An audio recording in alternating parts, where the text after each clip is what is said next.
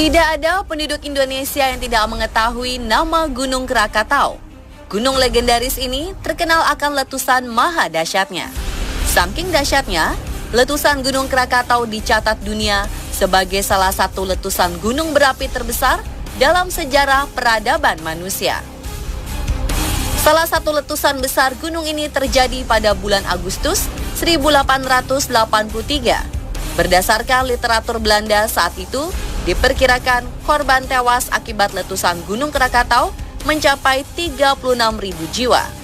Kedahsyatan letusannya menyapu habis semua makhluk hidup di pulau-pulau sekitarnya sampai memakan korban di pesisir selatan Lampung dan ujung barat Pulau Jawa. Letusannya pada tahun 1883 telah melenyapkan 3/4 bagian tubuh Gunung Krakatau. Beberapa tahun berselang, muncullah sebuah gunung berapi baru dari permukaan laut bernama Anak Gunung Krakatau. Anak Gunung Krakatau memanglah belum sebesar induknya, namun letaknya yang terpencil dan sejarahnya yang kelam membuat gunung berapi yang satu ini menyimpan banyak misteri.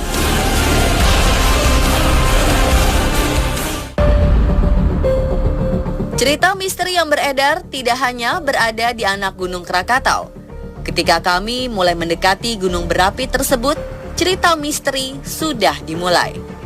Masyarakat sekitar Anak Gunung Krakatau selalu berpesan mengenai pantangan-pantangan yang tidak boleh dilakukan jika hendak menyambangi Anak Gunung Krakatau.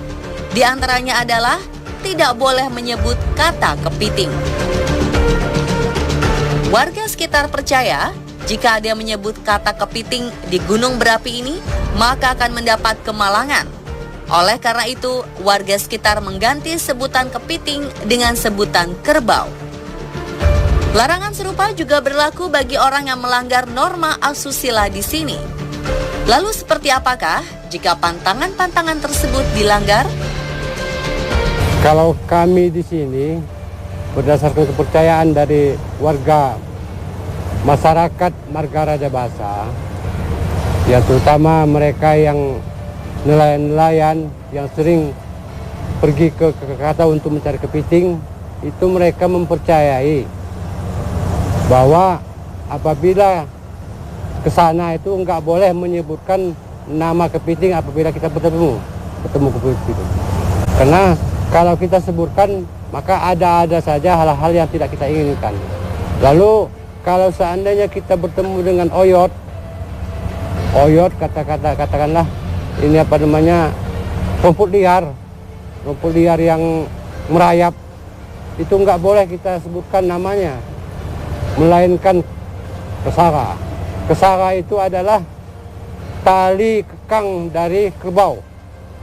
Tali kekang dari kerbau itu namanya kesara. Jadi untuk menyebutkan oyot itu tadi, jangan langsung kita sebutkan oyot, melainkan kesara. Nah, kalau kita sudah tahu pantangan itu lalu kita langgar, ini ada saja kejadian yang tidak kita inginkan. Seperti saya katakan tadi, contohnya sakit perut lah, motor hilang lah, perahu kita hilang. Itu kejadian-kejadian yang tidak kita inginkan.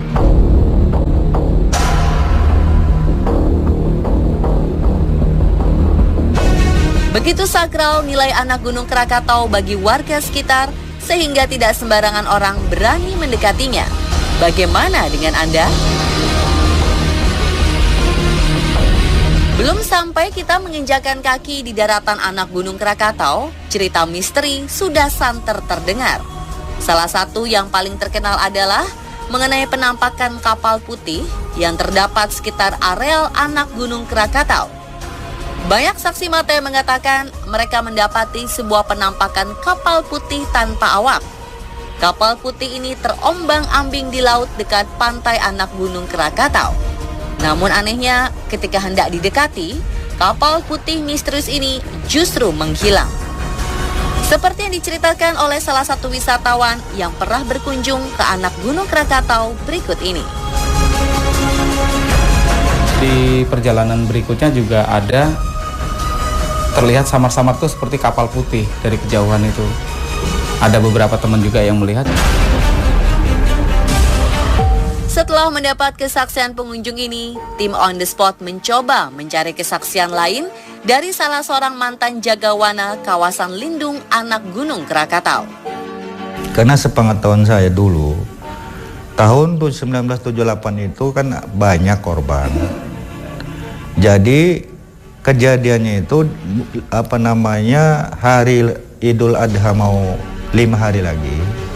Karena kapal ini melebihi kapasitas muatan itu tenggelam. Jadi banyak mayat-mayat terdampar di sana. Begitulah cerita yang dipercaya warga sekitar mengenai penampakan kapal putih yang sering muncul di areal perairan sekitar anak Gunung Krakatau. Namun demikian, hingga saat ini cerita tersebut masih menjadi sebuah misteri yang belum terungkap. Bagaimana menurut Anda? Misteri selanjutnya tidak jauh dari pos jagawana anak Gunung Krakatau, di mana biasanya kapal-kapal yang datang bersandar.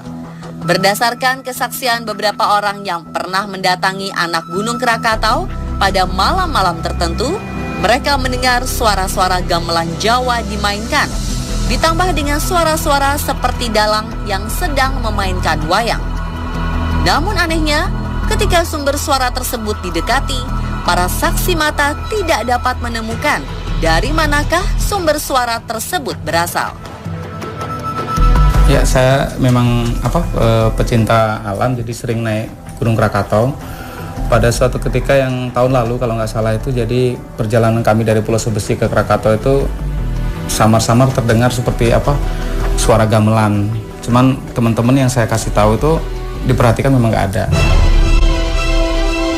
Pernyataan ini juga dibenarkan oleh salah satu mantan jagawana yang dulu biasa menjaga wilayah cagar alam anak Gunung Krakatau. Jadi memang gamelan itu terjadinya itu setiap malam Jumat. Ya, setiap malam Jumat itu gamelan. Gamelannya memang ya dari sana, orang dari Jawa Timur. Gamelan yang bunyi itu. Nah, kadang-kadang kalau kita itu lagi nggak ingat, maka adalah seperti gaib datang. Bisakah Anda bayangkan jika sedang berada di sebuah pulau terpencil tak berpenghuni, lalu tiba-tiba pada malam hari mendengar alunan gamelan yang tak tampak siapa yang memainkannya? Pasti sangat menyeramkan, bukan?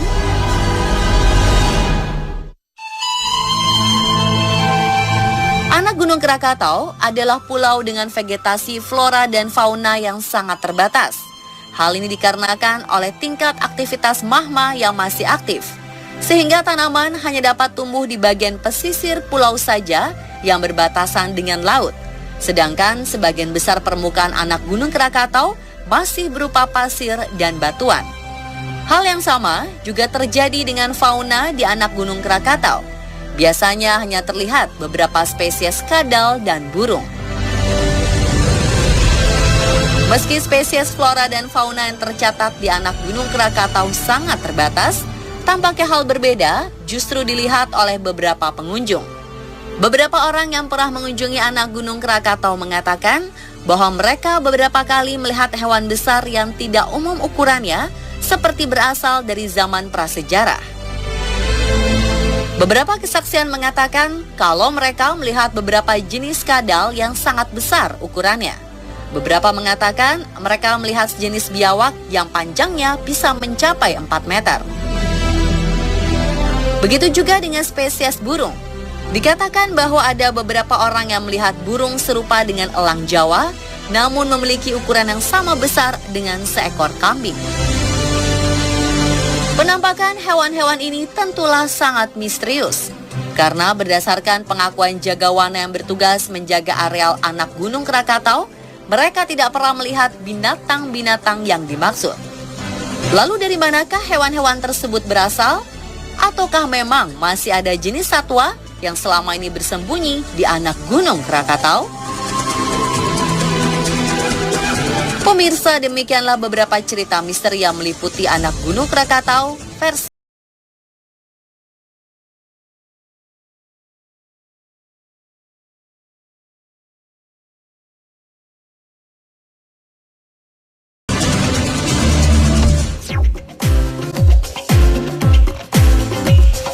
Meskipun mempunyai tempat indah, ternyata sebuah tempat wisata selalu memakan korban banyak orang per tahunnya. Seperti jalan kematian di La Paz, Bolivia yang menewaskan ratusan orang tiap tahunnya. Atau tur helikopter gunung berapi di Hawaii. Apa penyebabnya? Selanjutnya setelah jeda berikut ini, tetap di On The Spot.